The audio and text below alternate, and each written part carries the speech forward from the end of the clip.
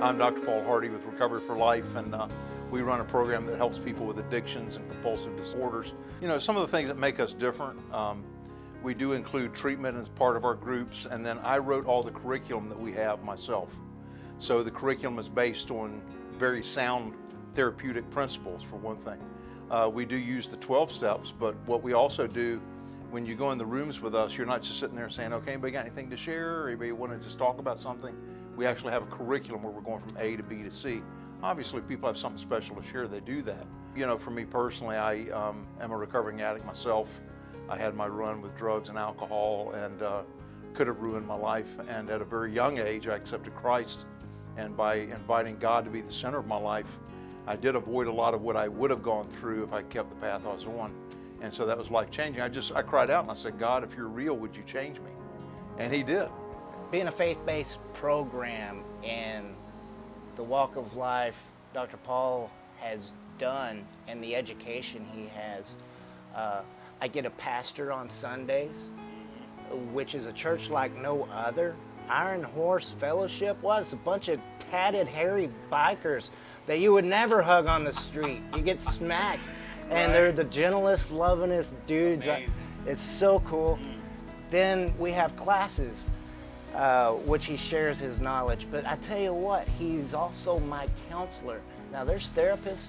I just go through the motions, man. To get out of there in an hour without getting skinned up. This dude I talk with and share, and he has such a different approach than anyone else I've ever talked to. He also is my one-on-one therapist, and he's helped me get adapted to a lot of my trauma through PTSD and bipolar and depression and stuff. And he's actually had the Lord come in and actually block a lot of that vague memories and stuff that I have.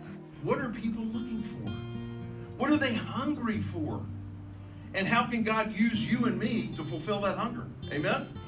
And then we have people that go from the treatment groups to the church, and from the church to the treatment groups. So kind of all works so well together, you know. Every day we talk to each other, we come to these meetings together, we go to church together. It's, like you said, it's like a family-oriented thing. So it's pretty great. I'm excited and happy that I'm here. We have halfway houses, and so my wife had a burden and a calling about 8 years ago to start a women's home. And so we had heard about a property in the middle of the city here in Oceana.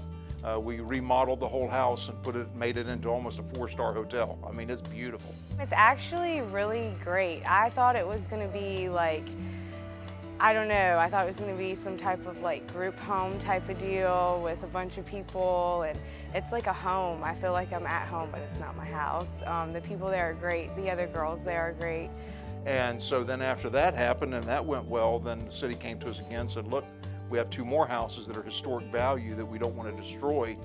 And if you want to remodel those, then you can keep those also on a lease. And so now we have the 3 houses. So we have 1 for women and 2 homes for men. We are here trying to empower men in their addictions so that they can transform from either jail or their addiction back into regular society. Tim definitely is, we've traveled a very similar road, and so whenever I'm having doubts or I'm having issues, I always go to Tim and talk to Tim, and we talk a lot of things out. Yeah, I think that, in an addiction, you really need that mentorship of someone that's kind of been there, done that, that can kind of not only call you on your things, but also make you come to some kind of realization of the pains and all the things that you are going through, and legitimize it and make you feel like, you know what, I'm not this island. There are other people that have survived. There are other people that have not only gone through their addiction, but are now giving back.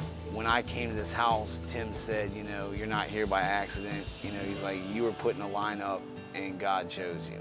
I would just truly recommend Recovery for Life, because it is an awesome program and it actually works. But you have to be ready. You can't do it for somebody else. You have to absolutely be ready to give everything to God and let God and the program change your life, because it's truly changed mine. If you're struggling today with an addiction, there's hope for you and there's help for you, and so you just have to reach out. There are many programs like ours, but ours is unique in a lot of ways. And if you're interested in getting help, contact us. Look up our website and find a way to get someone that can help you get in the right path. The first step for you is to make a decision to say, you know what, I'm sick and tired of being sick and tired, and I'm ready to change my life. The rest will be help all along the way.